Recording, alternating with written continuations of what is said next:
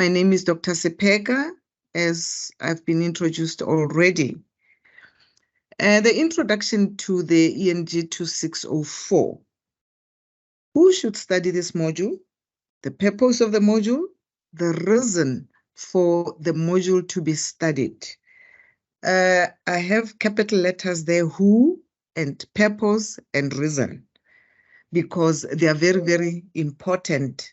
You should know and understand who should actually study this module. Now, you all registered for this Eng2604 for a purpose, because you want to be a writer. You want to be a good speaker. You want to be a good communicator. And this module is to prepare you so that when you start doing that, you are able to can see the difference of the most important issues of a language that you should use.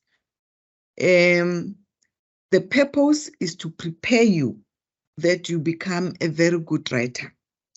The reason is that you shouldn't embark on something, embark on an article, or want to be writing stories or writing your assignments without understanding how to structure your reasoning, how to structure your sentences, how to structure words, because English can be different from our language.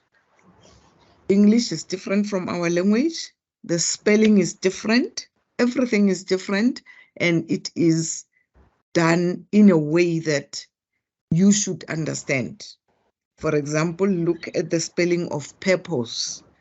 I don't mention or I don't articulate the R, but the R is there. When you write purpose, you're going to put the R there to give that word a meaning. Now, I want you to understand, because when I went through your study material, everything is there that you need to study. And I think that you have already submitted your assignment 1, which was very, very easy.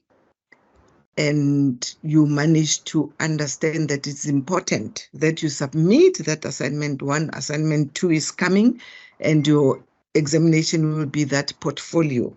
So you've got to learn now to know that what you are studying is for your own good. It's not for you to pass the examination to impress with your portfolio. You can pass the portfolio and still remain a person who cannot construct proper sentences, proper paragraphs, and proper essays.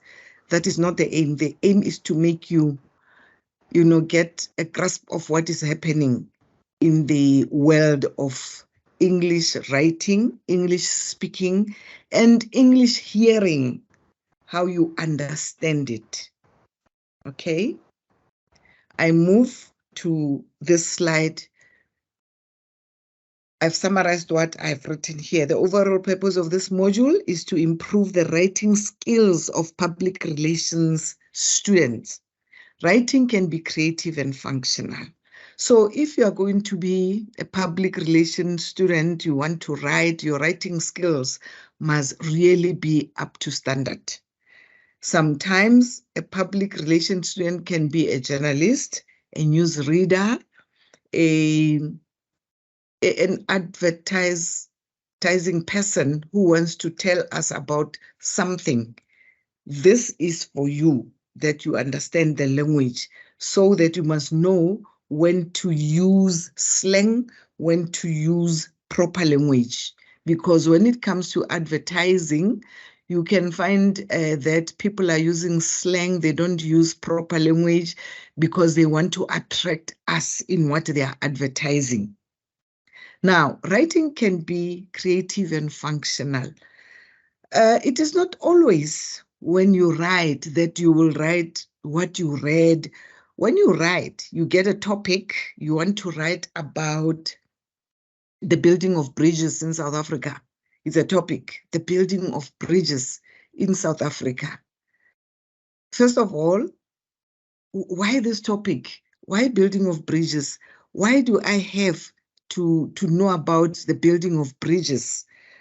So you want it's functional. It's a topic that is functional, that is going to make you open your eyes, create your own thinking of what is a bridge, what is the purpose of having a bridge, and where should I have a bridge? Sometimes you don't even see what you want to write about. That is why now you have to be creative. You can write about an aeroplane by just seeing it on a paper. You have never been in an aeroplane. You have never been at the airport to see how aeroplanes are moving, how they are serviced, how they train people to become pilots, and so on. Now you become creative because you only read about an aeroplane from a certain book or from a certain article. Now you know that an aeroplane is something like this. That is why it is said writing can be creative and functional. And I add, it can be interesting. When you write, you even look at what you have written and smile to say, yo, I didn't know that I can come up with this. In the world of work, employees are required to effectively convey information.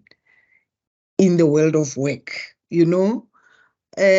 work is different. We all have aims, and maybe some of you are already working different careers. Some of you want to be this, want to be that. It's not everyone who wants to be a teacher, nurse, lawyer, and a policeman or nurse. So you explore quite a lot of adventures as to what is it that you want to be. What is your field of work, your world of work? Where do you want to go? What is it that you want to do so that you can be able to express yourself? Employees are required to effectively convey information. Even if you are an actor, you are busy conveying some information with your acting. You are not just standing there and talking or reading a script. No, you are doing something with you need to know the language so that when you are given a script to practice, because they want you to act on what they've given you, you've got to understand. You are not going to have this script and memorize it without you understanding. If you don't understand, you won't be able to act out what is in the script. You will not be able to do that. But if you understand what you are going to be, you are going to do, you will be able to convey the right information. Sometimes at work, maybe acting work, it is not the information that you memorize. It is your body language. It is your eyes, your face, your hands, your feet. Your whole body conveys information. But where does that come from? It comes from the script that you are having. It comes from the script that you are being given to memorize so that you can act it out. And in some other workplaces, you read a lot. Say you are a secretary of a company, or you are a PA of one of the, you are expected to write notes. You are expected to write memorandums. You are expected to convey information to other employees about what will be happening later today. You are expected to, you use words, you use language, you use writing more because your work expects you to be that person. And you'll only do that if you understand the language, if you understand how to write, if you understand what words to use when you do that. Remember that the world of work, it's not like WhatsApp, it's not like Instagram, it's not like Facebook. The world of work is professional. We don't expect abbreviations that don't make sense. Maybe you have only consonants there that don't make sense to someone. This is professional. That is why you are to study this module, so that you become a professional language user. You become a professional writer. My next point, factual writing and clear language usage come into play here. Another writing aspect is that is of specific relevance to public relations students is that of persuasion, where a specific point of view is put forward, to win or influence an audience. I've just mentioned that when you are an actor, you've got to have this skill. When you are entertaining, you have to have this skill that will do what? Influence and make sure that the audience attention is taken. We look at you, look at the people who are entertaining. What do they call themselves? They call themselves entertainers. And they use the language, slang, they use anything because they want us to laugh. They want us to know what they are saying, but in a different, playful way. That is very important. But even if they are playful like that, they cannot confuse words. They cannot confuse verbs and nouns. No, they still have to say things the right way. Public relations writing tends to be divided by purpose and format. For example, writing to inform tends to be associated with the news releases and brochures, whilst persuasive writing is used generally in speeches or to promote the brand, produces, and services.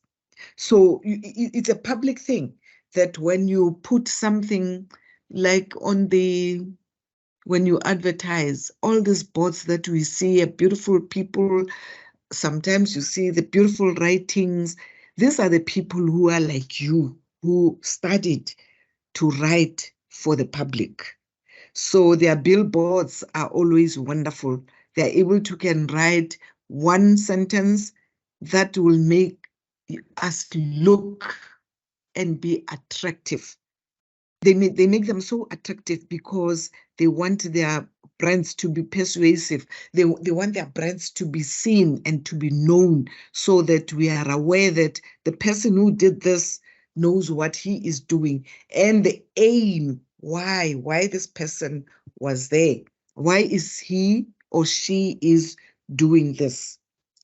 The module also explores writing for entertainment. I've mentioned that, which complements the other writing strategies. Finally, different types of audience are discussed.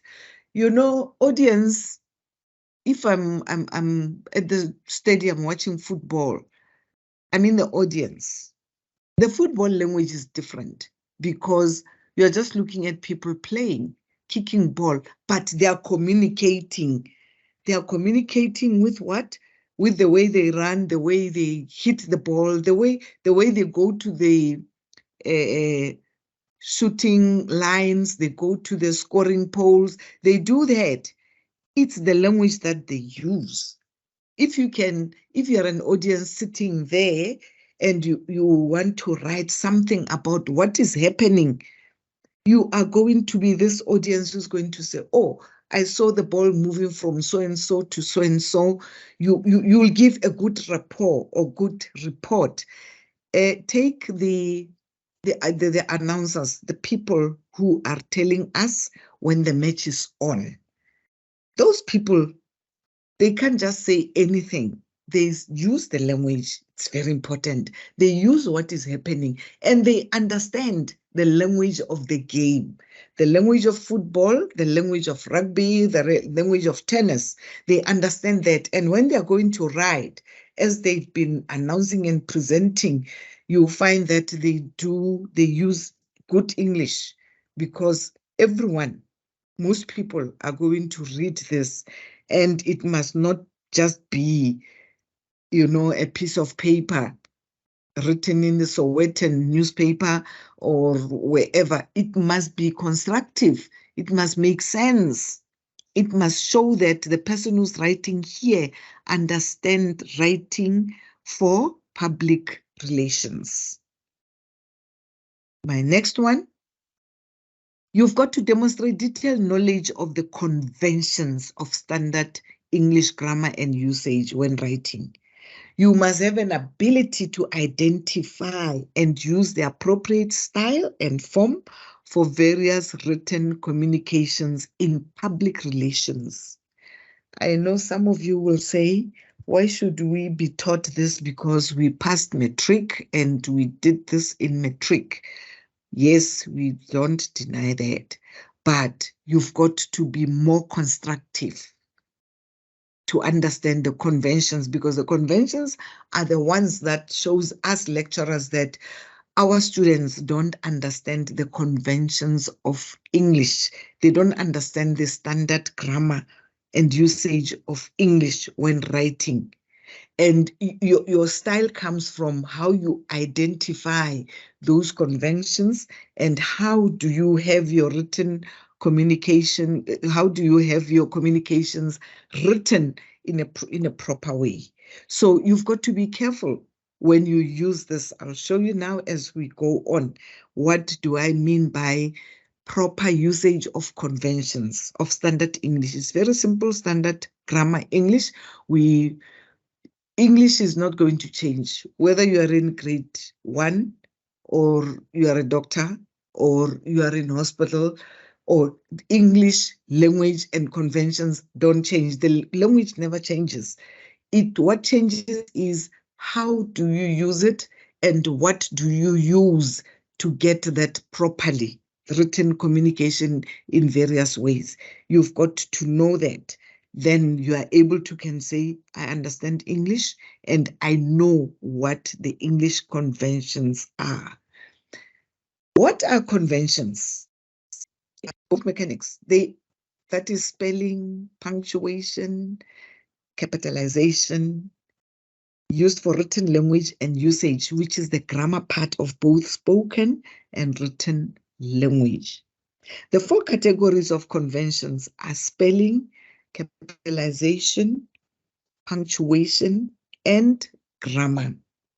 I wonder if from you here, there are those who have registered the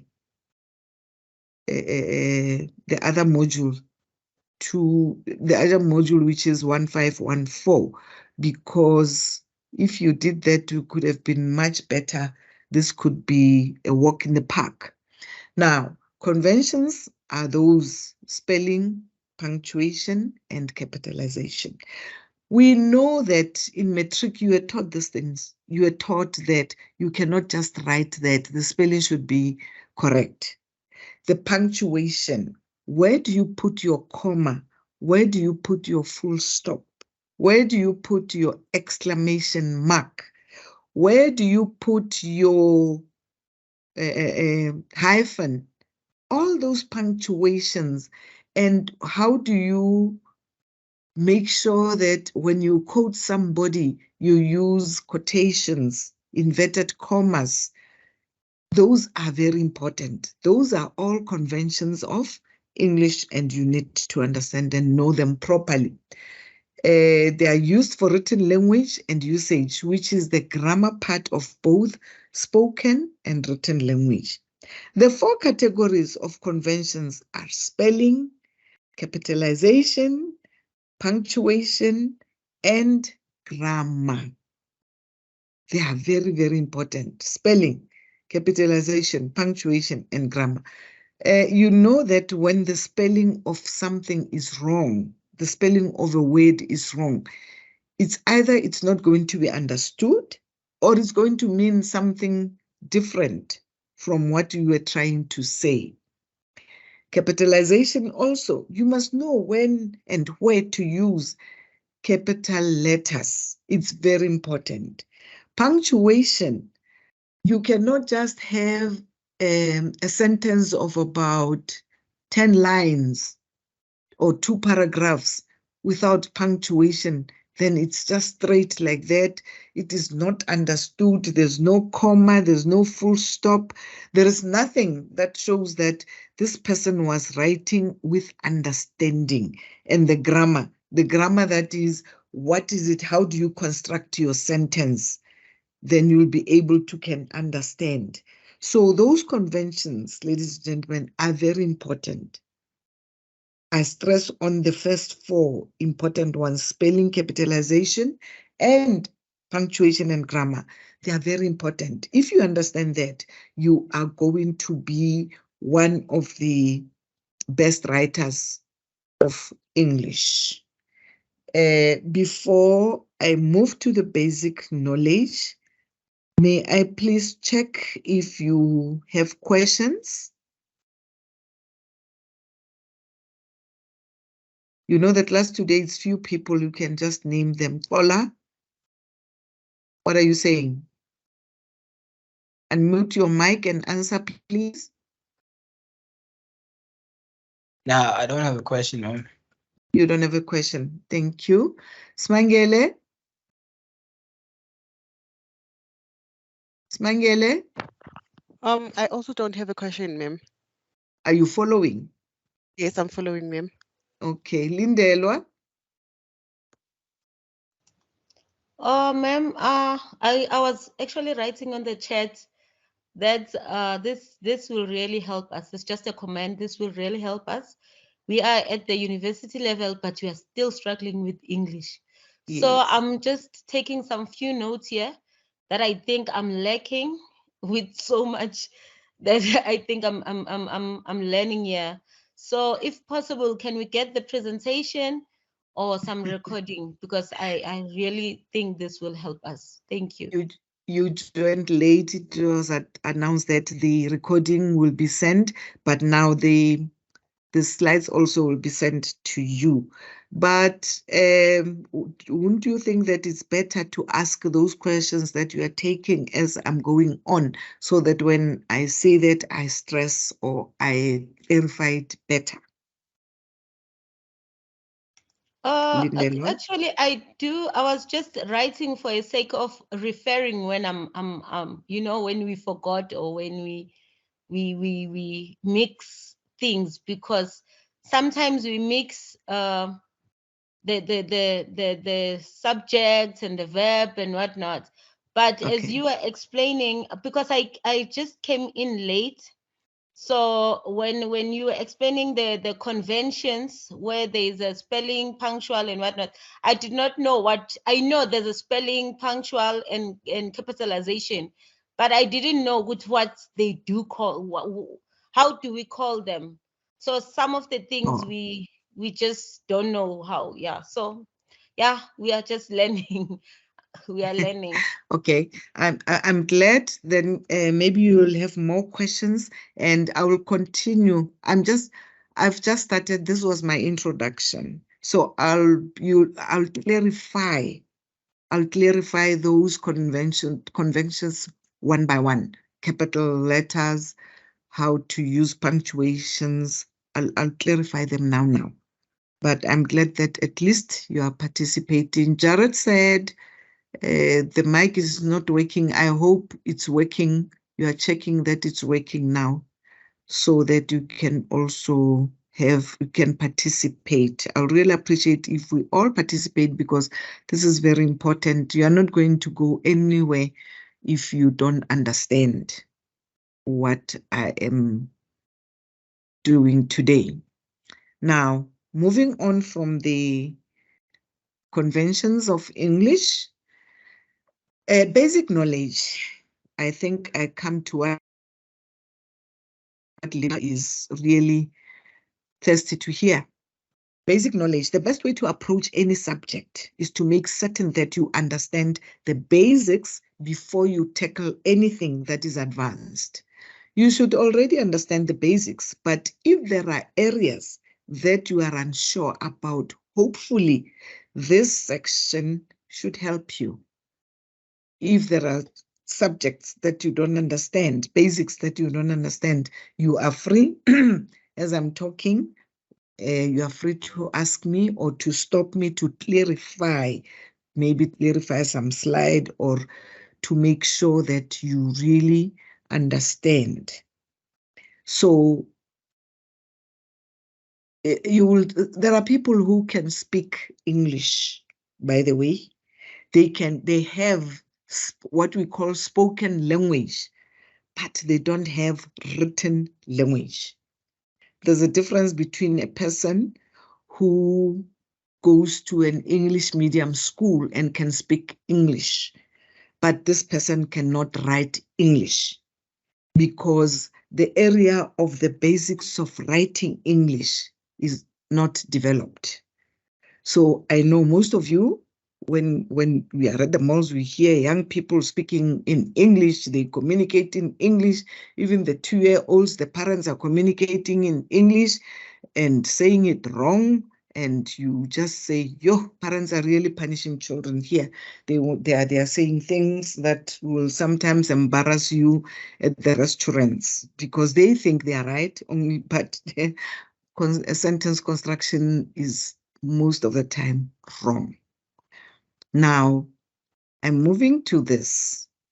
These are the English grammar basics, the verbs, the nouns, pronouns, adjectives, adverbs, articles, prepositions, conjunctions, interjections, parts of speech, common grammar mistakes, grammar checker. Now, the conventions that I spoke about here, this is when you write, then you use the spelling, the capitalization, the punctuation, and grammar. And now this is the grammar, is the basics of grammar. You should know what a verb is. Lindelo just said you don't know the subject, where to put it, and you confuse the whole thing. Now you will learn that, okay, what is this? What is a verb? What is a noun? What is a pronoun? And how do I use prepositions? Why are they called prepositions? Conjunctions, all that, all this are your grammar basics. If you have this, you are grounded with grammar basics of English. You are grounded, you know what to do, and nothing is going to change. A verb will always be a verb. A noun will always be a noun. Nothing is going to change. Same as comma. The question is, why do I put a comma when I write? Where do I put an interjection when I write? All those things, you know, you've got to know and be thorough, basically, so that you are able to can say, I can speak proper English, and you are able to can hear when a person is not saying the right words. Okay? I'm moving on to what is grammar. Grammar is defined as a system of language rules, the ones that I've just put up there, that allows you to combine individual words to make complex meanings. By applying grammar rules to your writing, you'll make it stronger, clearer, and more effective. Look at the way comma is used there. Look at how I used it. By applying grammar rules to your writing, comma, you'll make it stronger, comma, clearer, comma, and more effectively. I don't say and, comma, more effectively, no. But this whole sentence is one sentence joined by a comma being used after, to, you know, by applying grammar rules to your writing, you'll make it stronger, clearer, and more effective. Now, ladies and listen, even when you are reading, when there is a comma, by applying grammar rules to your writing, you will make it stronger, clearer, and more effective. Why is my tone going down? It's because of a full stop. That convention, it's a full stop. So when you read, a person who's listening is able to can hear that, oh, there's a comma there, there's a full stop at the end. If I say grammar is defined as a system of language rules that allows you to combine individual words to make complex meaning, what can you say about this sentence, this first sentence? Grammar is defined as a system of language rules that allows you to combine individual words to make complex meaning. I left it like that on purpose. What is it that you see? Or what do you think about that sentence? Ola, I'll only start with you.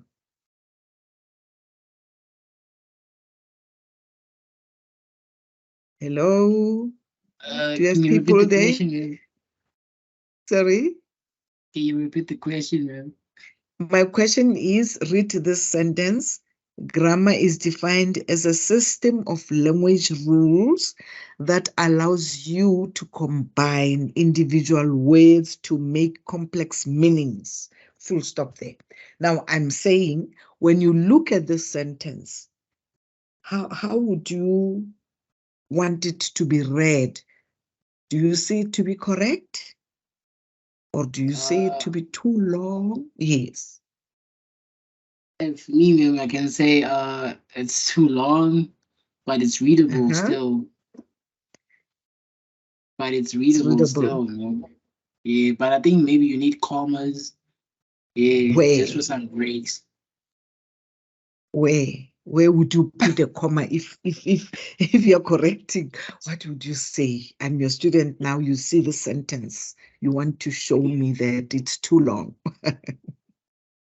Anyone, not necessarily Kola alone. Anyone can come in. Yeah, let me read it, baby. Yeah. I'm still trying to read it. Okay. Read it loud if you can. Yeah, grammar is defined as a system of language rules that allows you to combine individual words to make complex meanings. It doesn't need a comma, man. I don't think it needs a comma. It doesn't need a comma.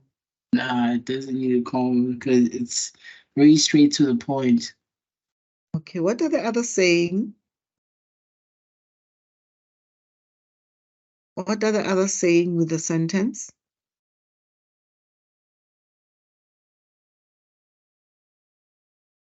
No one is prepared to say something.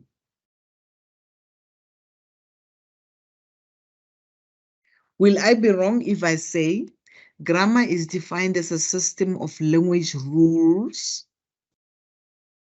that allows you, I say grammar is defined as a system of language rules that allows you to combine individual words, comma, to make complex meanings. Will I be wrong, class? I can say it's right still, man. Okay. It breaks the length of the sentence. In English, you are not supposed to have a long sentence because it will end up losing its meaning. But maybe it So sounds like a. I was gonna say maybe it sounds like a direct statement though. Like it's really defining what grammar is. Yes, but that doesn't mean you cannot have a break. Oh, true that, man. Yes, look at the one by applying grammar rules to your writing, you'll make it stronger, clearer, and more effective. If I can remove all those commas, it will read, by applying a grammar rules to your writing, you'll make it stronger, clearer, and more effective. It will still sound okay if there are no commas. But when you write properly, you will see that this next break because stronger, clearer, and more effective. All these are doing words. Any question there, class? No one wants to contribute. That's fine. I'm moving on. Maybe you will sooner. Learn grammar rules and concepts. Keeping your grammar sharp is essential to first impressions and determines how effectively you write. There is nothing important like your first lines when you introduce your topic of anything. When you introduce your topic, your grammar should be so sharp and it must impress. Say I ask you to write an essay on, just give me a topic. Maybe I'm choosing funny things like I said, building bridges. Choose something that you'd love to write about. Anything. My first day in primary school, man. Yes. They used to say, stand up there and tell us your trip to the zoo. Yes, man. Your trip to the zoo. Okay, I'll give you a topic. My grandpa's birthday. You describe your grandpa's birthday. What would you say to make me read that essay when you start? Try, people. Me, I will try with it. I will try first by writing an introduction, man. Yes, how? What's your intro? I want that introduction. Say it. Yes, it's very important. Tell us your introduction. Because that is the one that attracts me. It's your first impression. It's a sharp grammar that you are going to use. My grandpa's birthday. Okay, let me give others a chance, man. Yeah, okay. I agree. I agree. We still have people there. They can tell us what they think. Smangele, where are you? Lindelo, where are you?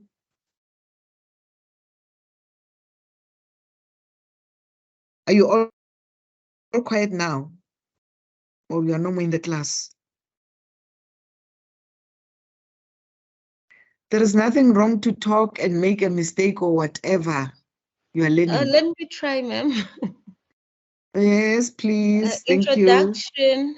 The excitement of my grandpa's, my grandpa, is it a past birthday? Oh, okay. That's the introduction. I am going to tell you more about the past, the belated birthday of my grandma, of my grandpa. No, it's yeah. What is important here is to hear the language, when or what happened. It's not an issue. The issue is to hear the language and the grammar rules. I'm listening. Lindelo, are you? Yes. Where are I'm you here, now? ma'am. Yes, continue. Yes, continue. What else? What else can I add? In introduction, ma'am. Yeah, I said your first impression, because now you want to tell us about your grandpa's birthday. Okay, the impression, it's where I will What is tell it them that going to say that will make me read? It's the exciting of the exciting of my grandpa's birthday. I think that will make you want to read more about the exciting that was. Also, you are giving me a topic. It's a That's the topic. topic, it's not the introduction. Yes, it's the topic. The topic, my you cannot goodness. say, you cannot say the exciting of my grandpa's birthday. If you want to make that a topic, you'll say the excitement of my grandpa's birthday, or what excites me, what makes me happy, what makes me excited about my grandpa's birthday. Can you hear the excitement? Can you hear the difference there? I'll The capture that. grammar that you are talking about. If I say, my topic is my grandpa's birthday, then I write a paragraph. I'll start by saying, my grandpa is very old. He is about 92 years old. I've never seen such a strong 92-year-old man in my life. Are you not going to read after you see those few lines? Can you see that I've attracted you? My grandpa is very old. He is 92 years old. Now you want to hear what is exciting about his birthday. What now? Fill in the paragraph. I've given you the intro, the first line to introduce your paragraph. Lindelo, I've given you the first line to introduce your paragraph. Yes, continue. I've told you that my grandpa is very old. He is 92 years old. And what else can you say? My grandpa is very strong and like to experiment. Okay.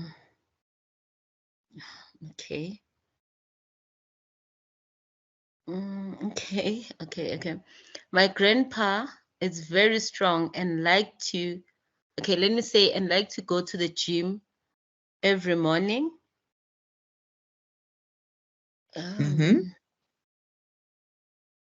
He liked to tell us stories when we come back from school.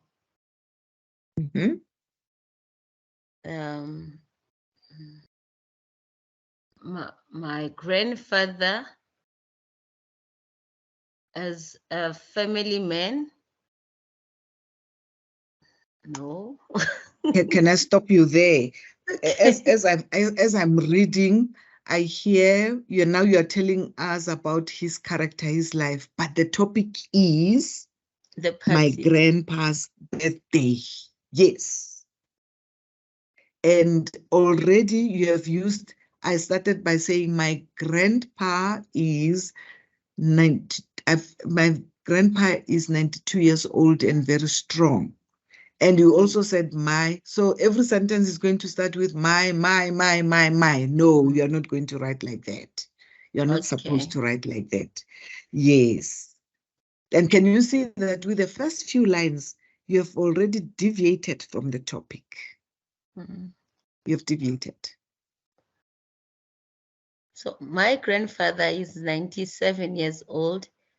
He likes to go to the gym every morning and also teach us or share stories with us when we come back from school. Then that will be an introduction. Then on the body, that's where I will start talking about the party. What are you going to say? What are you going to say? Then I'll start saying on his birthday, we had okay. Let me think. Let me just give me a moment to think. Then I'll come back. Thank you. Any other one? Anyone who wants to try? If I'm going to talk about my grandpa's birthday, I would say he's 92 years old, and today is his birthday party. All his grandchildren will be coming over to celebrate with him. I'm giving things that will, sharp grammar essential words that will attract you to read this essay. Because when you start by telling us that he's reading stories or telling you stories, it is a bit far from the topic. So you already lose it. You are lost. You are deviating. You've got to deal with the birthday party. And your first impressions should be on the birthday party. Are we together, Lindell? Yes, ma'am. Yes, I got it, ma'am. Have you written something? On my understanding, when you're explaining it now, it makes so much sense that I cannot speak about. I'm just being out of the content because this is all about the party. So everything that I need to write about, it must be about the birthday party. So I got that. I understand. Yes. And the other things that you have said, you can say them later when we have already you have given us the first impressions of your topic. First impressions. So that your writing should be effective, or whatever you're saying should be effective. It's more on grandpa's birthday. Then you even continue to say all his grandchildren, his grandchildren, his great-grandchildren, because he is now 92. Obviously, he's got great-grandchildren. They'll be there. And some are coming from Cape Town, some are... You just describe. You give first impressions how busy it will be because it's grandpa's birthday. I hope we all understand. I hope. Now, present polished professional writing by improving your grammar with these basic tips. Words are the units that make up a sentence. In high school, you should have learned about parts of speech word categories. Is that not so? Can you remember with parts of speech in high school? You were taught parts of speech from grade whatever to metric. You heard about parts of speech. Is that not so? You are quiet. Does it mean you didn't learn about parts of speech? Hola? Smangele? You did. Yes, Thank you, we did, Jared. Jared says I did. I also did, ma'am. Okay. What part of speech can you recall that you learned from metric? This module is more practical. You've got to understand. Yeah, I can say a noun, ma'am. You can say what? A noun. A noun. Okay, great. Give me an example of a noun. A person, a place, or a thing, ma'am.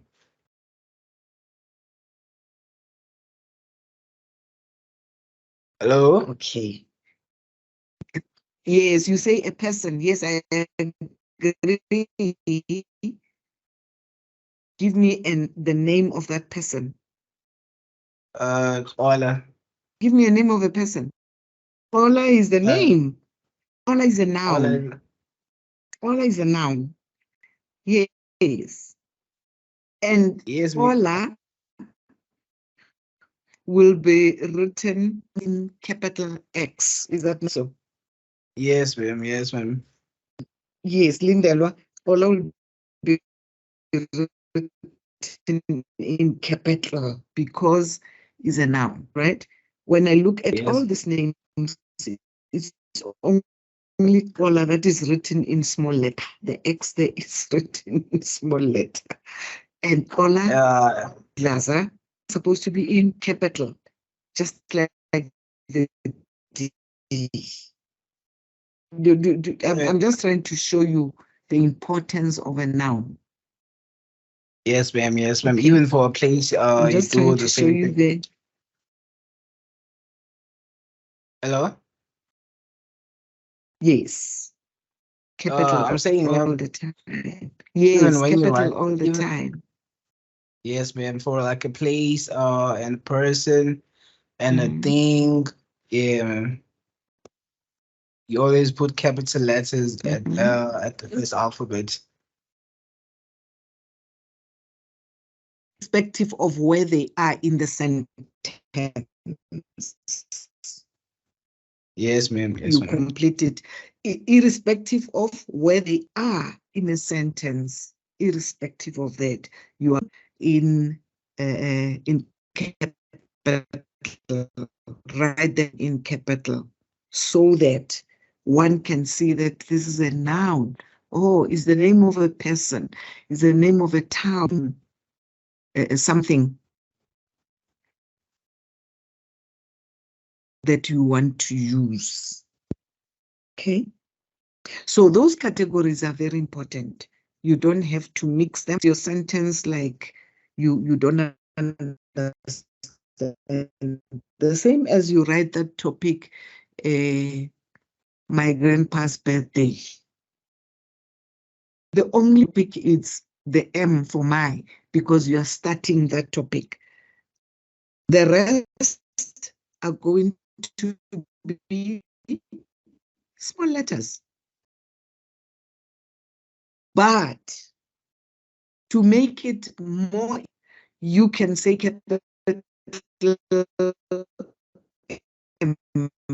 my grandpa's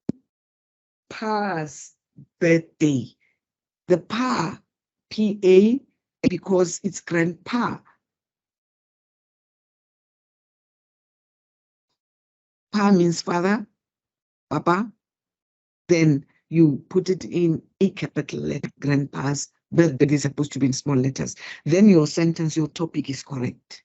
Okay? But if you say my grandpa's birthday, all in small letters or all in capital letters, grammatically, it is not right.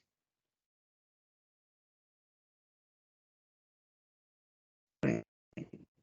Can I move on? Can I move on? Are there any questions? Okay. Common grammar mistakes. Let's go there. Communication is a valued skill in the workforce. Using grammar shows attention to detail and effective communication, both skills that are valuable to current and prospective employers. If you communicate in the workforce, you are not going to use slang, you are going to use the correct grammar. And this correct grammar shows that you show attention to detail and effective communication. So both skills that are valuable to current and prospective employers, it helps you so that at work or not, when they read your notes or you communicated with other workers concerning an issue, or you must write, or concerning what you wanted your staff, say maybe you are a lawyer, you have a group of other lawyers who are in them, understand, you've got to show that you understand what you are doing. Effective communication. You are not just going to put things, they will understand what I'm saying. I have a meeting tomorrow with you. What is that? A person just saying, I have a meeting tomorrow with you. A whole advocate addressing us that we addressed. How is this person going to understand what you are trying to say? The message is there. I'm having a meeting with you tomorrow. The sentence itself is wrong. No time. no direct information. We don't know what to do. Then he left a message there. Know that, yeah, he said there is a meeting tomorrow, but we don't know where, when, and for what. What are the aspects that you put in when you try? What do you think? See the education that employers need to understand the message. My question was, what is it that you include in an invitation when you invite people for a meeting before we all got lost? Can I answer that, ma'am? I will unmute here. Yes, please. You include time and venue. Yes, please. You include time and venue. You include time and Venue yes, and what also else? an agenda of the meeting. Yes, the agenda of the meeting. Yes, ma'am. And that's all. Agenda, time, and venue. Yes, ma'am. Yes, that's very important. So that everyone, okay? Now, written communication that is free from grammatical errors in the way you spell words, complete sentences, and use punctuations all show how effective you are as a communicator. If you write, you must try by all means not to have grammatical errors. Your spelling should be correct. Your sentences should be complete. I've just given you an example of an incomplete invite from an advocate. Complete sentences and use of punctuation all show how effective you are as a communicator. A communicator must be effective. The spelling of words, grammatical errors. I'm going to give you some few common grammar mistakes to correct in your writing. I know that nowadays we have different systems that people buy when they're writing. The system that will help you construct sentences, the systems that will help you change the words and put commas here and there.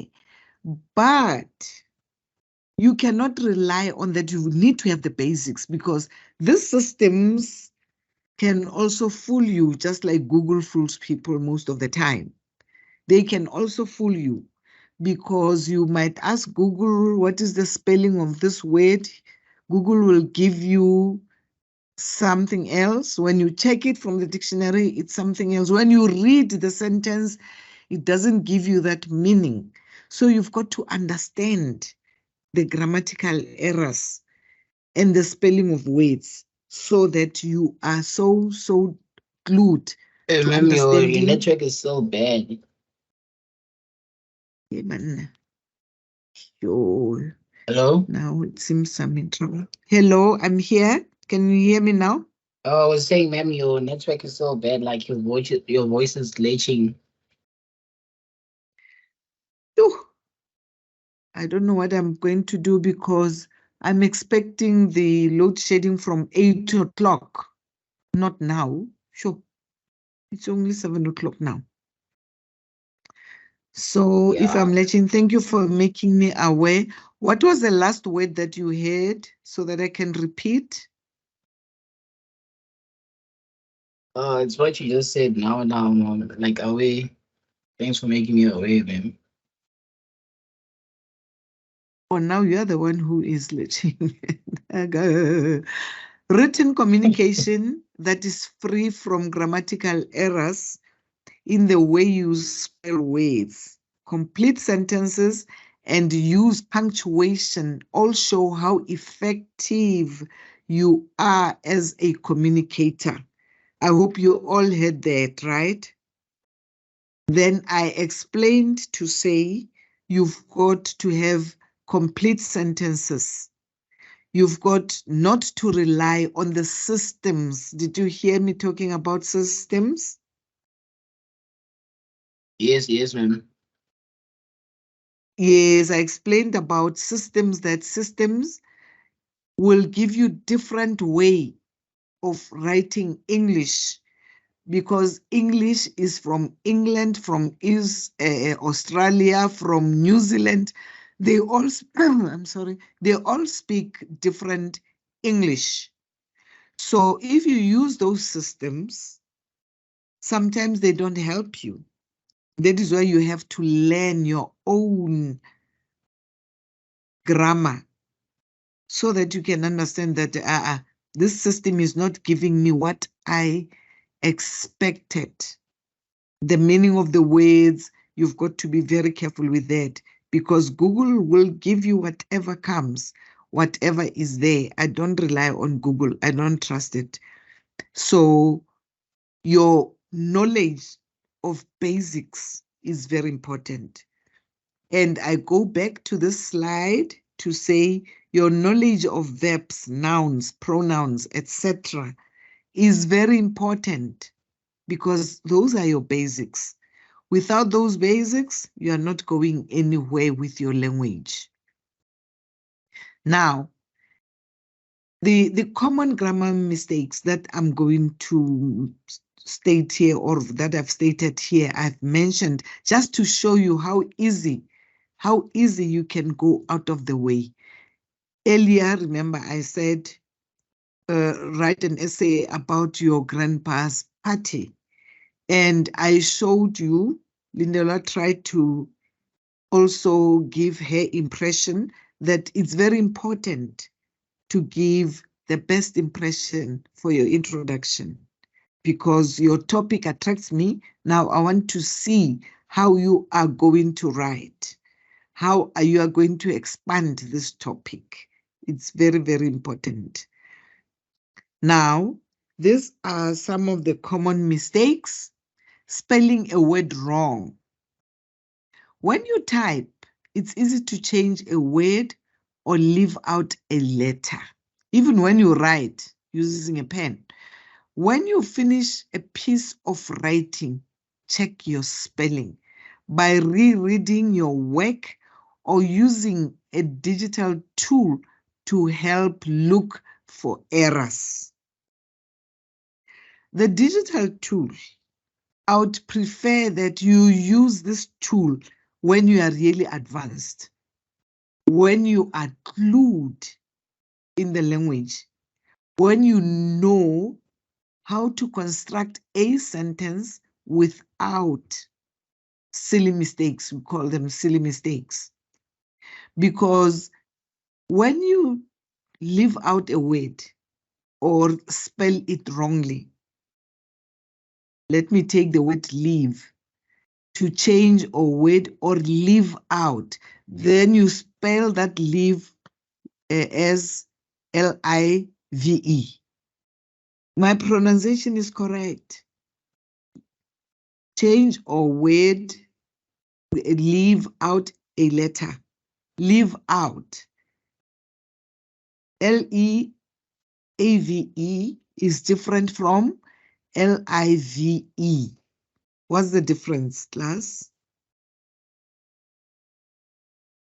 What's the difference of this word L-I-V-E and L-E-A-V-E? Because when I pronounce, they sound the same. May I come Anyone in? who wants to try? Yes, please. Yes. The L-E-A-V-E, it's leave of leaving a room or leaving something. Then L-I-V-E, it's Yes. leave of life, live. That's you are living. Live of Okay. being existing. It's from life. Yes, ma'am. Yes. Yeah. When you finish a piece of writing, That is why you need to check your spelling. When I set a question paper, there is no way that I'm going to send that question paper before I read it 3 to 5 times. Because every time after writing one question, you read it and you write the memorandum of that question, the answers to that question. You read it a lot of times. And when I'm done, I'm sending it to be edited for somebody to read it again to make sure that there are no silly errors or errors that show that I am incompetent in what I am writing. So you've got to read it and read it and read it before you send it out. That is why I have a slide for tomorrow about proofreading, how important it is. So the spelling of a word is very, very important. You can't spell words wrong, leaving the word, you leave the R out, then it's just W-O-D. It's no more the word, it's no more word, it's something else. Or you spell the word wrong by just having wrong, R-O-N-G. That's not English. We don't know what that is. But wrong, you've got to start with W. It's very important. So that when you send out something that you have written, I know you might say, hey, but it's too much work to read and reread. I've written, they'll mark me wrong. It's a waste of time for the reader, and it's at your mark expense. You lose marks while you are writing wrong things and ignoring them, not correcting them, not spell checking yourself. You must always spell check yourself before you use a digital tool. If you fail to spell check yourself, it means you don't have enough vocabulary of English. So you cannot spell check yourself. But if you have enough vocabulary of English, you will be able to spell check yourself. Then the digital tool, if you want to use it, it will just help you to confirm that what you have written is correct. Let me give you an example. Neighbor. How do you spell the word neighbor? How do you spell the word neighbor? Anyone?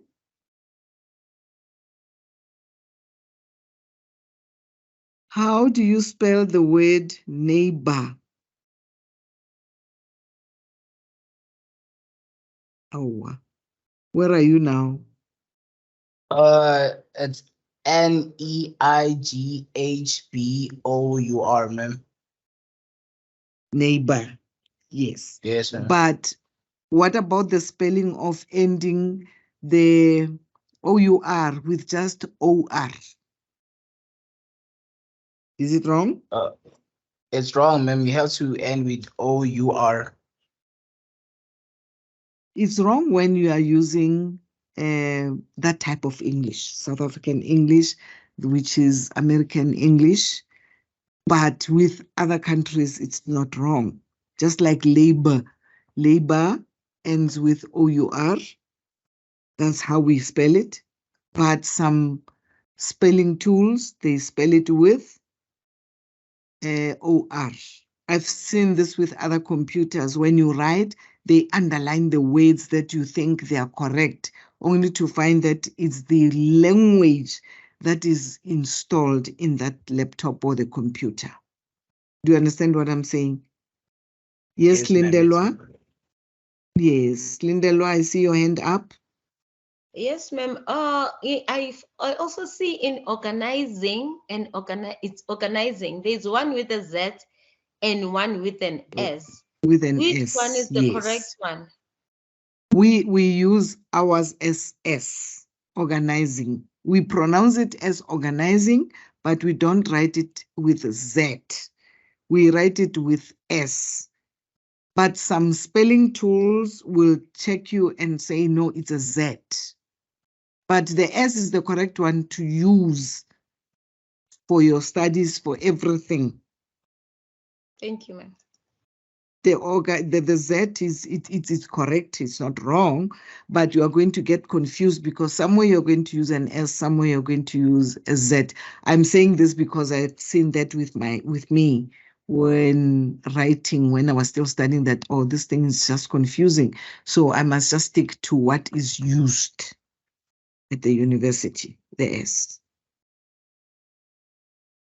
Same as what Paula was saying about neighbor, labor. We spell it as OUR at the end, but some English spell it as OR, and it's correct. Okay. Right. Choosing the wrong word. I think I've given I can use the same mistake. Leave and live. Live out and live. If you choose the wrong word, like I'm leaving tomorrow, then you spell it as Leave, and I spell it as Living. Which one is correct? I'm leaving tomorrow, that's my sentence. Which one is correct?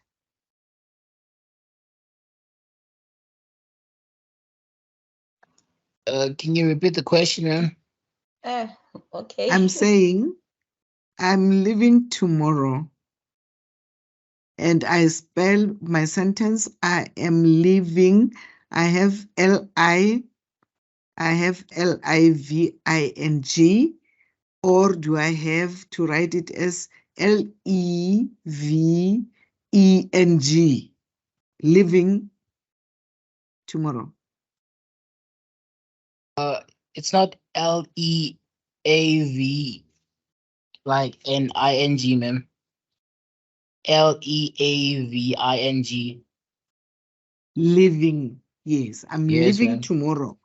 The living as Living. What is it? Is it correct to say I'm leaving tomorrow? Yes, ma'am. The one with Leaving is correct. It's correct. This other Yes, one ma'am. is wrong because it's from life. Okay, thank you very much. Now, choosing the wrong word that way can change the whole sentence, or it can change what is it that you want to deliver. Searching for the right word doesn't always mean you find it. You might choose a word that looks or sounds similar, but doesn't have the same definition. For example, the word lose means something isn't tight, while lose means to misplace something. Lose, they sound the same, but the meaning is different. Are we together? There are lots and lots of words like that in English. Loose, that says something is not tight. My tire is loose. Or I cannot find my purse. I lost it. Or you are going to lose your purse if you carry it that way.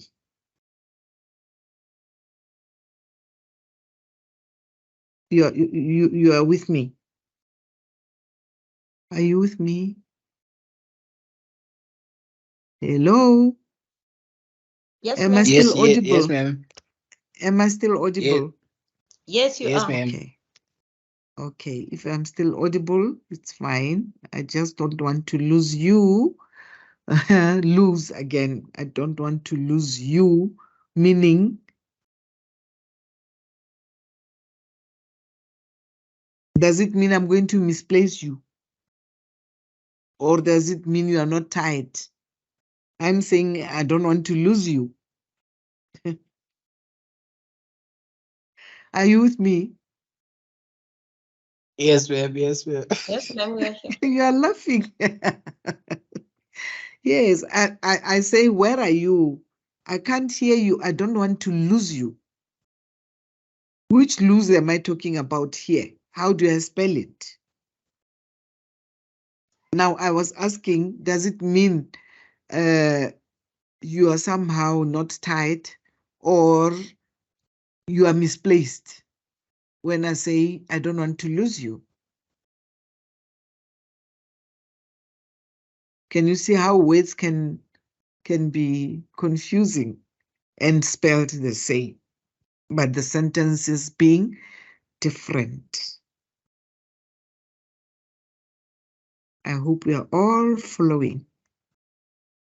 I'm moving to the unnecessary comma that most students like. Commas are used to separate and group ideas. We started with this earlier. However, you may not need a comma even though there are multiple ideas in a sentence. This is the sentence we were talking about here. The best way to approach any subject is to, no, it's not that one. I want the one that yes. Grammar is defined as a system of language rules that allows you to combine individual words to make complex meanings, right? And I say here, commas are used to separate and group ideas. However, you may not need a comma, even though there are multiple ideas in a sentence. Remember while I was saying that sentence is correct and straightforward, which is correct. And I said you can have a comma somewhere just to make it more sensible, or to make you understand it. You can put a comma somewhere. Allows you to combine individual words, comma, to make complex meanings. You can use a comma that way, but if it's straightforward, then it's fine. If you know your basic rules of English, you'll be able to say, this sentence doesn't want any change. It doesn't want anything. It's correct. Then you don't have to put unnecessary commas all over. However, you may not need a comma, even though there are multiple ideas in a sentence. Do you see the word however? What does however mean in a sentence?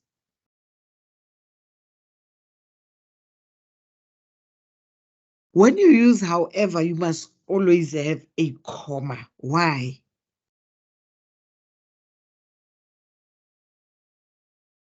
Why is a comma important there? Hello, are we all sleeping now? Is it time to sleep? Not yet. Not yet, please. We still have some slides to deal with. I wanted to wake you up, but I couldn't. Right? Do you hear that sentence? I wanted to wake you up, but I couldn't. I wanted to wake you up. However, I decided that you should sleep. Do you understand? Or can you hear the difference? I wanted to wake you up, but I couldn't. Am I to put a comma after that but? Hello? I don't think you need to put a column in since you used but. Mm-hmm. But when I use however, I couldn't. However, I wanted you to sleep. I'm going to put a comma. However, I'm giving the reason. So the reason makes me to put a comma after however. Is that okay? Is that understood? Yes, Uh-huh. ma'am. I think you're putting a comma because it is the first word in the sentence. That's why you say however, and then you put a comma because it's in the beginning of a sentence. Yes, but when I said I wanted to wake you up, however, I wanted you to sleep. I wanted to wake you up. It's not a full stop. I wanted Yes, to wake there's you no up. Eh? there's no full stop in What? that one, man. You only use a comma Yes, when it's in the beginning, man. yes. But when I say I wanted to wake you up, however, comma, I left you to sleep. Do you see the difference? However, I wanted you to sleep. So the sentence is straightforward, but after however, giving the reason why I left you to sleep. It's giving the reason. That is why, however, I left you to sleep. Or however, I wanted you to sleep.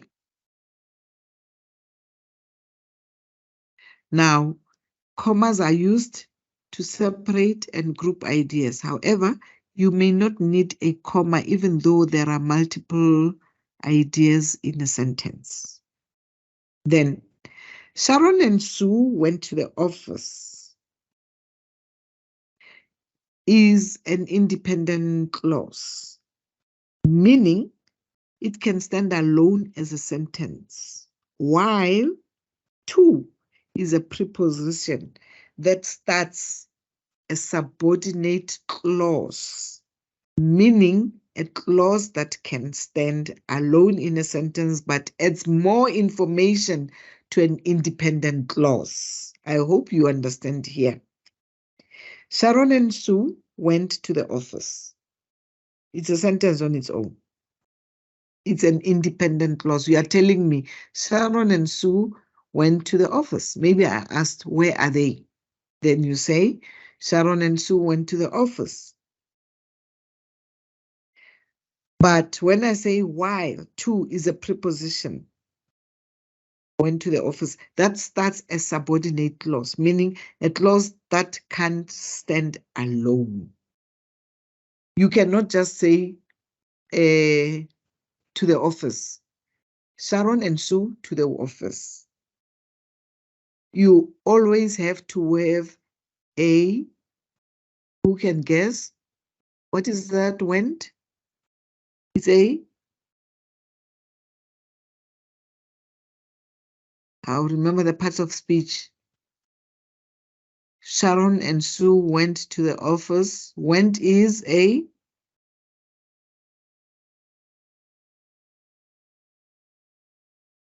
hello. No one is trying. Went. You don't remember where we come from? We come from here. It's a verb, yes. It's a verb. And what is a verb?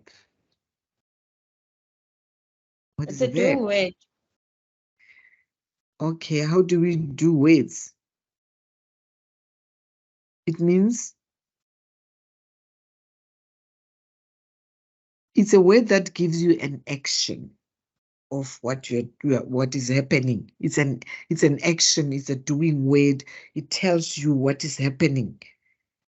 So Sharon and Sue went. So the to, the word, it's a preposition. It joins the went and the office of Sharon and Sue. Okay? That is why to cannot stand alone. It must always be there to join the two clauses. What are the two clauses here? Is Sharon, the went, and the office. It's a message about Sharon. Are we together, class? Or are we getting more confused? Lindelwa, Okay. where are you? I'm Lindelwa, where are actually getting you? things clear. Yeah. I am clear with some of the questions that I had. Okay, I'm glad to hear that. I'm glad to hear that some questions are being answered. I move to the next slide.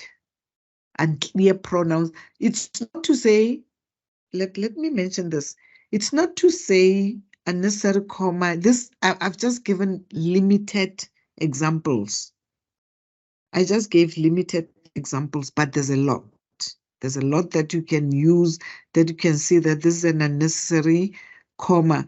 When you start reading now, every day when you read something, you'll be able to see that this piece of paper that you are reading is not right because it has got wrong spellings, it has got unnecessary commas, it has got things that are not there. You are learning.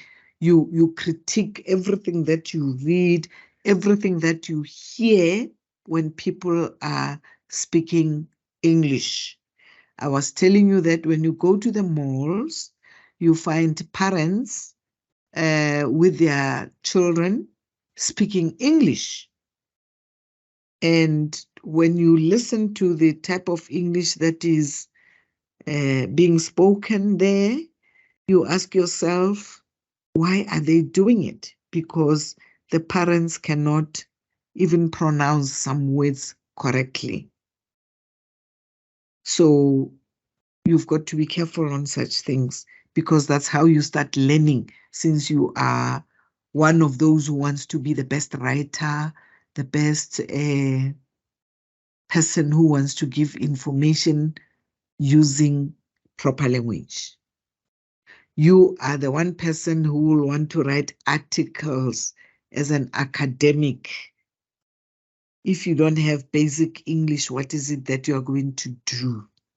It's going to be difficult for you. You are going to find yourself not producing what is expected from you. Your module tells you that the curriculum is on you. The curriculum is not for you to cram words and reproduce them. The curriculum is on you. That is why I've been asking so many questions, because I want you to know that you need to know this. It's not to say you are going to reproduce somewhere. There's no one who will ask you, what is a verb? A verb is a doing word. There is nothing like that. Or give examples of verbs. Then you give 5 lists of verbs and so on. That is not what we expect from you.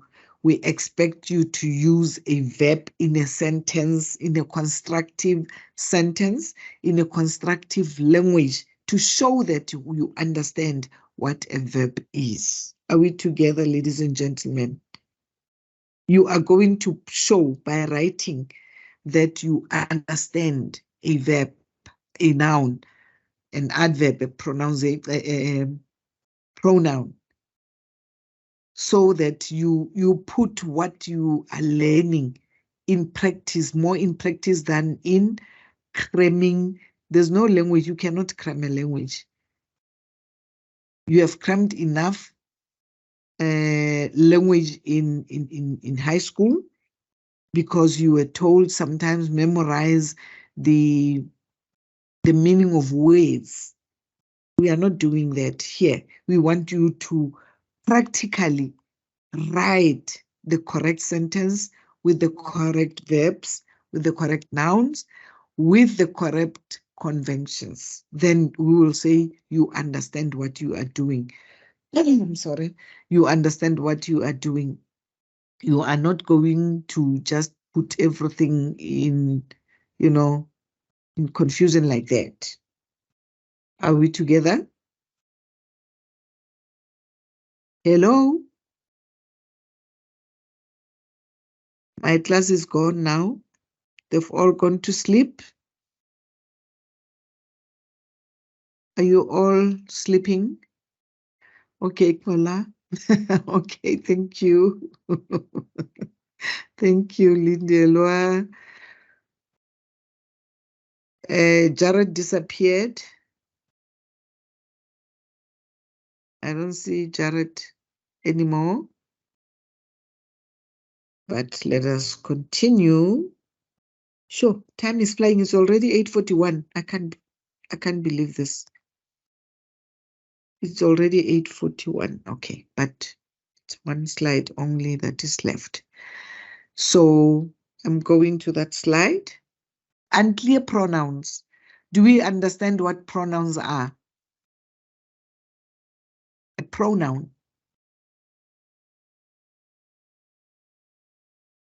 A pronoun takes the place of a noun in a sentence. Give me an example.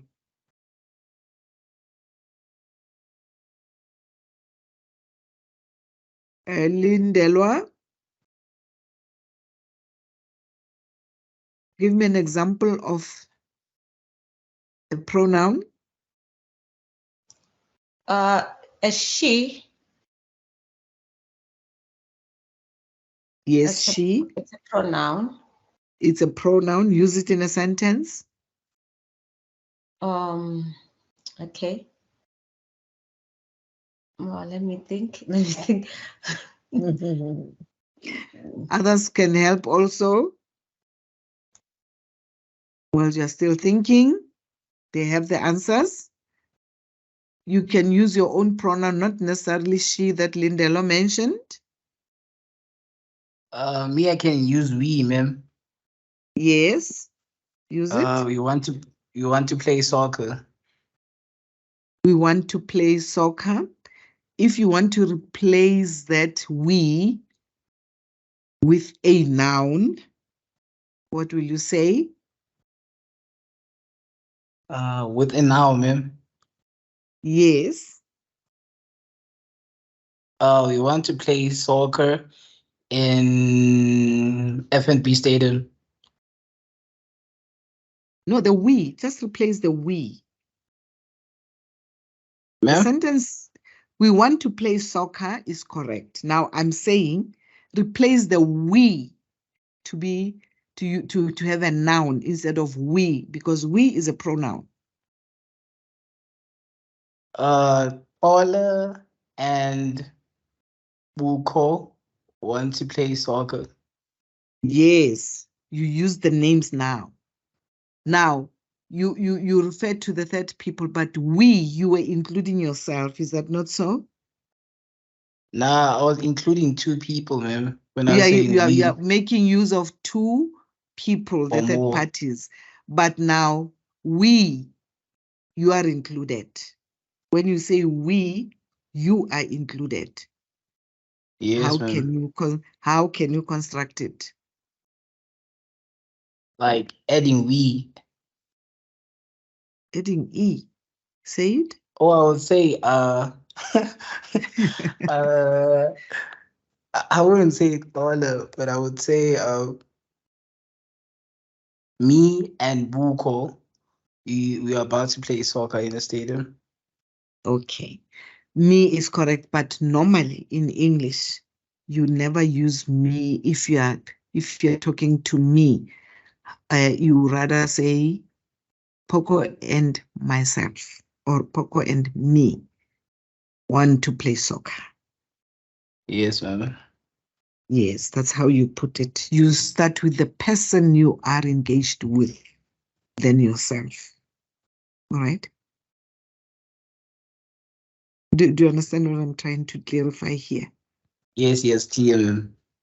Yes. So if there are multiple subjects in a sentence, pronoun use can get confusing. It's exactly what I was trying to explain to you. So try to ensure it's clear who you are referring to when you use a pronoun. Okay? That is why I was saying, when you say we, it's clear we want to play soccer. It's a pronoun.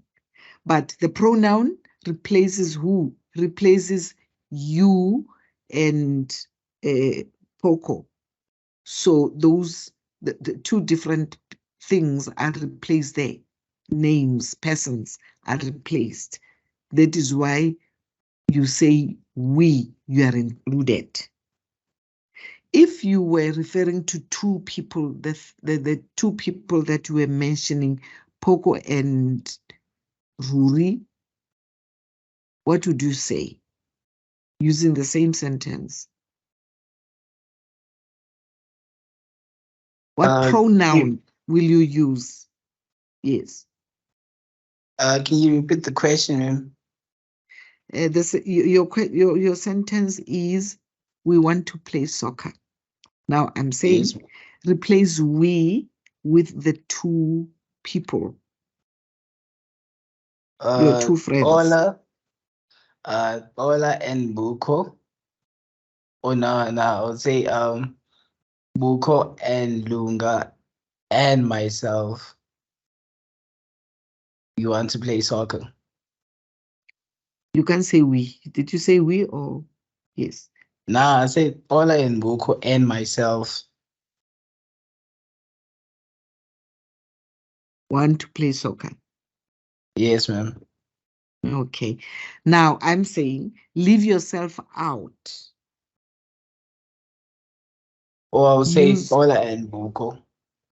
Yes. Now, Paula and Buko want to play soccer. Correct, right? We agree there. Yes, ma'am. What is the pronoun that you replace the proper nouns there?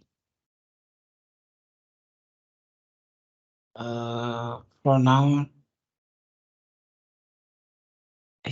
For both names. I forgot. Yeah. Oh, when I'm changing the others pronouns. help? Yes, change the pronoun, the names, Lunga and Paula, to a pronoun. That's what I'm asking. Okay, I can use we, ma'am. The pronoun You should say be we. they. Yeah. The pronoun should be they. They are playing soccer. Yes. Yes. We don't get it. When you say Lunga and Polo want to play soccer, right? Now you are telling me you don't want to use their names. There's an answer I'm giving you. You don't want to use their names. What are you going to say?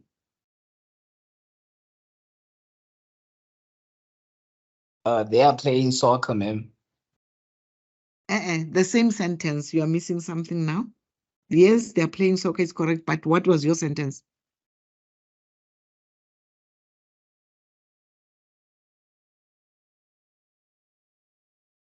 What was your sentence? It was Ola and Buko are playing soccer, ma'am.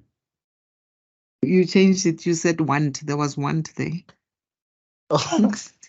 You are not a good listener. That's a skill. You must listen. Listen to yourself and listen to the other person. Listen to yourself, what you're saying, and listen to the other person. What you constructed first was, we want to play soccer. That's what you said. That was your first sentence. I'm not writing anything. I'm just listening. You said, we want to play soccer.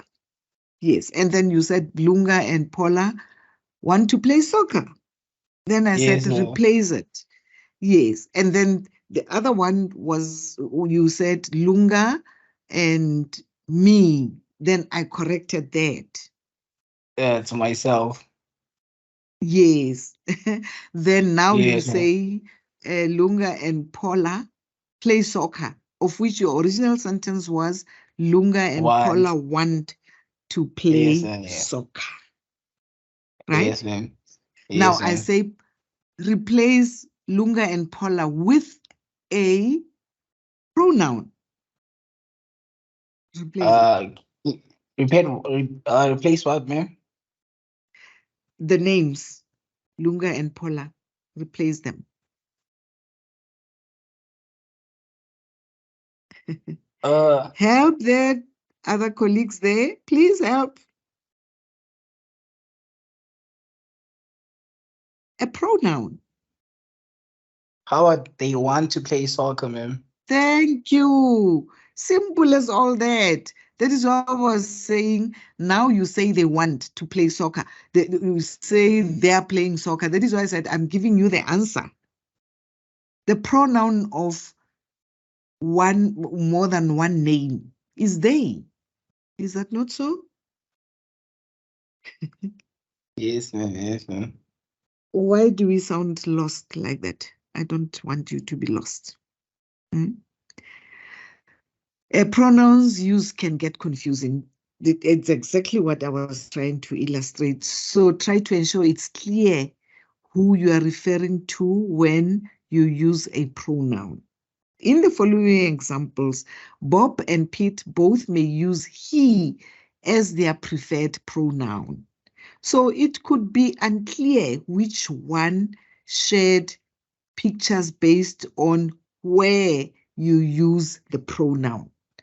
Bob is a male. Peter is a male. You cannot say he and he are playing soccer. Can you say that? No, ma'am, no. When I say yes, you are not going to say he and he wants to play soccer. You're going to say they want to play soccer. But when you call them by names, you're going to say Lunga and Paula. But their preferred, their normal usage of a pronoun is he. So you've got to be clear as to how you portray the sentence. Now, the pronouns he, she, her, his, it's problematic with us as English is not our language. A person will use a male's name and say she or he, or they don't know what they say. Have you ever listened to people trying to give what happened in an accident on TV? You better not listen, because you are irritated by the wrong usage of pronouns, wrong usage of quotations, and so on. For instance, a person will say, I saw two men they're dragging him to the side road, to the side, instead of to the side road, and they start beating her. They start beating her, but he said they dragging him. Okay, the sentence is wrong, but just the pronoun him tells you that he's talking about a male figure. And then they start beating her. The hair. These are the things that are said every day. You hear them when you are a news listener. I don't listen to those things, but you hear people trying to give what you know of what happened. And sometimes you get someone trying to interpret. This person is speaking in Zulu, and now this other lady is trying to interpret in English. Your disaster. Let us not be that, ladies and gentlemen. Using quotation marks. When you are sharing someone's exact word, you offset with quotation marks before and after the quote. If your quote ends with sentence, you put the period aside the quote. If not, you can use a comma inside the quote and continue with the sentence. If I say, Paula asked me a question, I start putting the quotation, the inverted commas.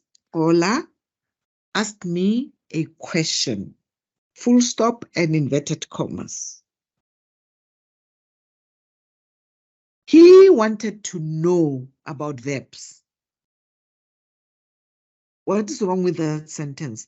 Paula, inverted commas, asked me a question, inverted commas, full stop. He wanted to know about verbs. How is it? How does it sound?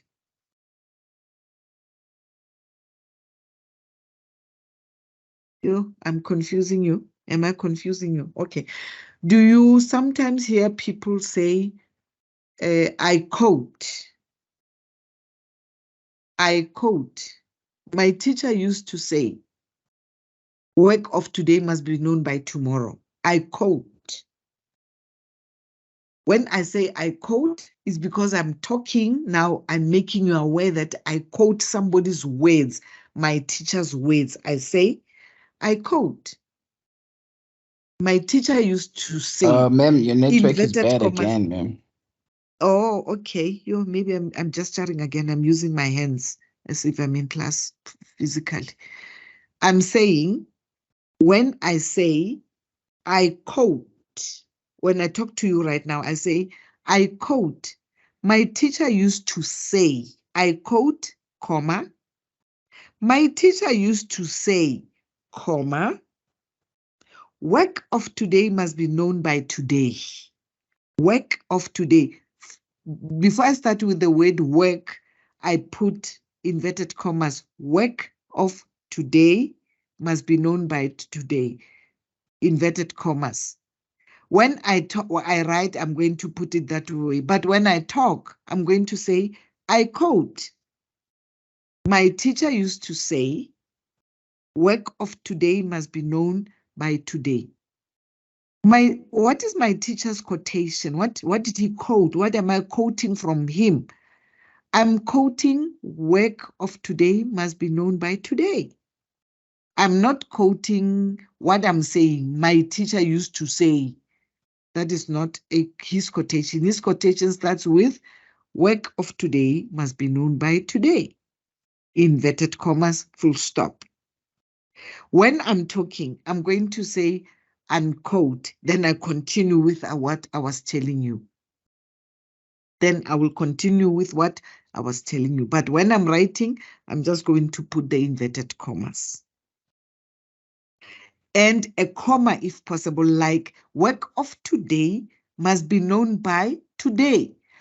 Work of today, comma, must be known by today.